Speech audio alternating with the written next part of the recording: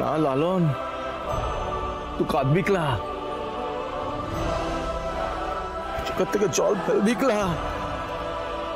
যদি সত্যি সত্যি জড়িবুটি ম্যাডামকে ভালোবেসে থাকিস তাহলে তো ওর জন্য তো খুশি হওয়া উচিত। তুই কাঁদছিস কেন? তুই কাঁদছিস কেন? লালনদা, আরে তোরা এখানে কি করছিস? ওখানে তো কাজকর্ম চলছে অনুষ্ঠানের। হ্যাঁ,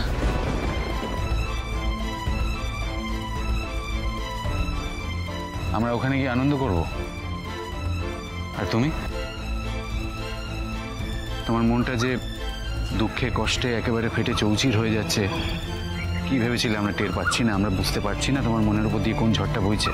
আরে ঋষভ, কি বলছিস কি এসব? আরে আমি তো খুব খুশি আছি। এসব আনন্দের খবর আছে। তোর ভাইদা ফিরে এসেছে, রক্তিম বাবু। ওদিকে রৌদ্রি ওর বাপটাকে খুঁজে পেয়েছে। জড়িবুটি ম্যাডাম কত ভাগ্যবতী আছে। ও স্মৃতি সিঁদুরে কতটা শক্তি আছে যে ওর স্বামীকে আবার ফিরিয়ে নিয়ে এসেছে। শুন, মনে খুব আনন্দ হচ্ছে এখন, খুব আনন্দ। তোর মনে শুধু আনন্দই হচ্ছে লালন? আর তুই যে ডালিকে ভালোবাসিস, সেই ভালোবাসা হারানোর কোনো দুঃখ নাই? হ্যাঁ লালনদা, দেখো আমি জানি তোমার সাথে যা হয়েছে ভালো হয়নি, খুব খারাপ হয়েছে। যে মুহূর্তে বৌদি আমাদের গোটা পরিবার তোমাদের সম্পর্কটাকে মেনে নিয়েছিল, সেই মুহূর্তেই ভাইদা চলে এলো। আমি জানি তোমার মনের উপর দিয়ে কি যাচ্ছে, আমি বুঝতে পারছি, কিন্তু হওয়ারই ছিল। কিন্তু মু খুব খুশি আছি, খুব খুশি। সব বিধির বিধান আছে, উপরওয়ালা লেখা আছে, কপালে যা যা লেখা আছে তাই হবে। উপরওয়ালা বসে বসে সব লিখে দিয়েছে আমাদের সাথে কি হতে চলেছে। ও জড়িবুটি ম্যাডামের সাথে মোর পথ চলা এখান অব্দি ছিল, বাস খতম। এবার মু খুব খুশি। কিন্তু লালনদা দেখো, আমি যেটা বলতে চাইছি সে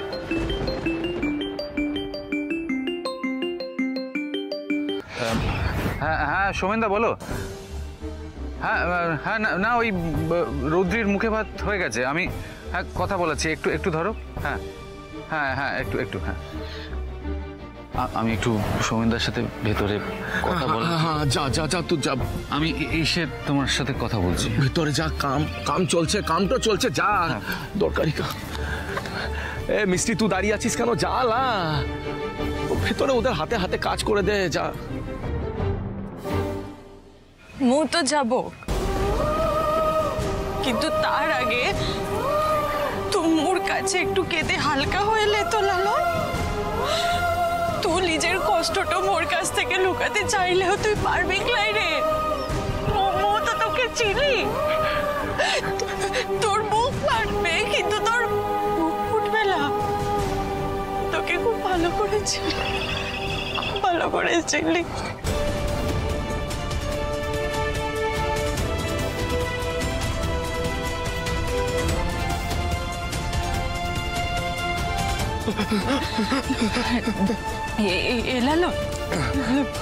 লালন, মু তোর বন্ধু হয়ে বলছি, তুই এই কষ্টটা সহ্য করতে পারবি রে? তুই তোর মনের কথাটা ও জড়িবুটি ম্যাডামকে সাফ বলে দে। না মিষ্টি না, যতই ভেঙে পড়ি না কেন, মোর কষ্টের কথা তুই জড়িবুটি ম্যাডামের কানে কখনো দিবি না। মোর মনের কথা কোনো ভাবে জানো জড়িবুটি ম্যাডাম না জানতে না।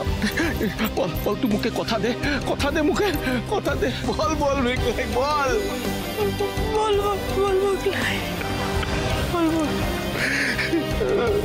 মোর কাছে আর কোনো উপায় নাই রে।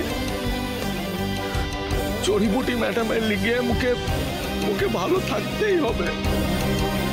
ওকে মোর মনের যন্ত্রণাটা কোনোভাবে বুঝতে দেওয়া যাবে না।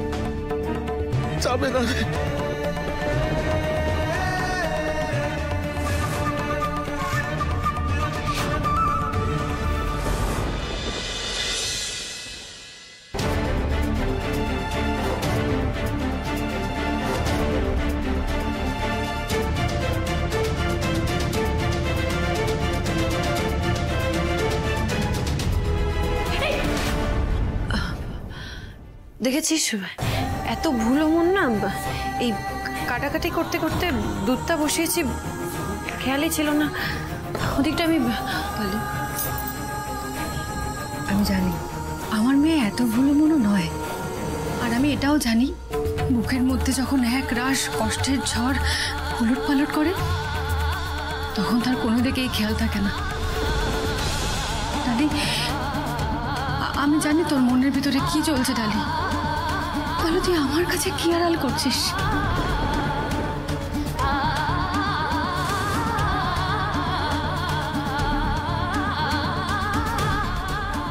বিশ্বাস কর মা,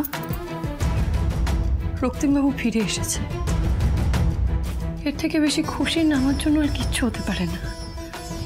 কিন্তু লালন এতগুলো দিন ধরে নিঃস্বার্থভাবে আমার পাশে দাঁড়িয়েছিল, নিজের পরোয়া না করে শুধু আমার সাথে থেকে গেছে। আর আমিও তো ধীরে ধীরে ওকে আপন করতে শুরু করে দিচ্ছিলাম। হুট করে একটা ঝড় এলো আর সবটা উলট পালট করে দিল। একদিকে রক্তিমবাবুকে দেখে আমি ঠিক যতটা আনন্দ পাচ্ছি, লালনকে দেখে না ঠিক ততটাই কষ্ট হচ্ছে। আবার মনের ভেতরটা না দুমড়ে মুচড়ে যাচ্ছে। আমি জানি এখন অনেকগুলো প্রশ্নের মুখোমুখি হতে হবে আমাকে, যার একটার উত্তর নেই আমার কাছে। কিন্তু একটা কথা বলতো যে এই সব কিছুর মধ্যে লালনের দোষটা কোথায় ছিল? না, লালনের কোনো দোষ নেই। লালন খুব ভালো ছেলে, ও এই পরিবারের জন্য, তোমার জন্য অনেক কিছু করেছে। বিশেষ করে রক্তিমের অভাব পূরণ করতে প্রাণপণ চেষ্টা করেছে। কিন্তু এই কথাটা তো সত্যি যে তুমি ওর না, রক্তিমের স্ত্রী। আর রক্তিম এখন যখন আবার তোমার কাছে ফিরে এসেছে, আমার মনে হয় লালন তোমার দিকটা বুঝবে। আর রক্তিমকে আমি চিনি, ও এই ব্যাপারটা নিয়ে তোমাদেরকে ভুল বুঝবে না। ও একবার যখন নিজের দোষ স্বীকার করেছে, সব ঠিক হয়ে যাবে। দেখো, সব ভালো হবে।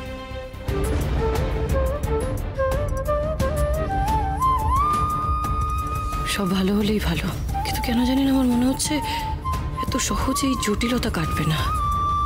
সামনে ঠিক আবার একটা বড় ঝড় উঠতে চলেছে।